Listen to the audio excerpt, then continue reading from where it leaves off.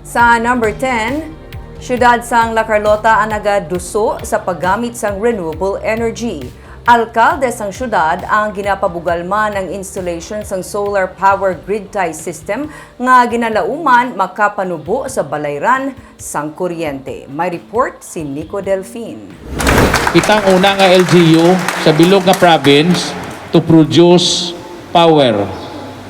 Antes pa man nag-pandemic, madamo na nga mga panimalay kag bisan mga commercial establishment ang nagagamit sang solar power.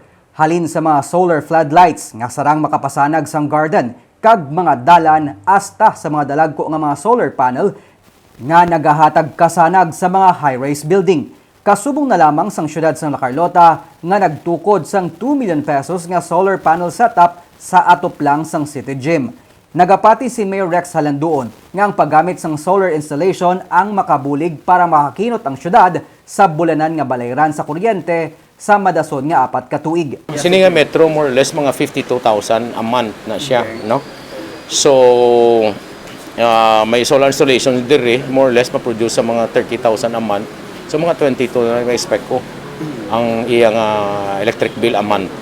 Ang 25 kilowatt peak grid tie system ang sarang makahatag sang electrical power sa duha ka mga regional trial ports nga yara sa gym. Bangod grid tie system, ang syudad ang sarang man makabaligya sang excess power nga ma-generate sini kun weekend sa local power distributor. So less gid gyapon ang amon kay magabaligya kami kun weekend, less pang gamit namon kun weekdays, no? Sa kay ma-produce sa power. Tuno sa negosyante nga si Paul Dingkong, ang solar panel setup ang may minimum capacity nga maka-generate sang 100,000 watts per day nga sarang man makahatag sang electrical power sa isa ka gatos nga mga balay nga may 1,000 watts nga daily consumption. Ang downside sang off-grid, it would cost you much, no? The battery alone is around 40 to 50% cost of the total project. Ang downside naman sa on-grid is that kung mag-brown out siya, brown out ka man. Nagtaas siya, not even, maski wala pandemic or pandemic, hinay taas ang awareness levels ng tao regarding sa renewable. Number one, kasi kamahal naman yun sa kuryente. Sa paghinunanon sang alkalde sa mga lokal nga opisyales kag mga barangay captains, iyaman ginduso ang pagdugang sang solar power setup sa merkado sang syudad. But then the solar installation will last up to more or less maximum yung 25 years.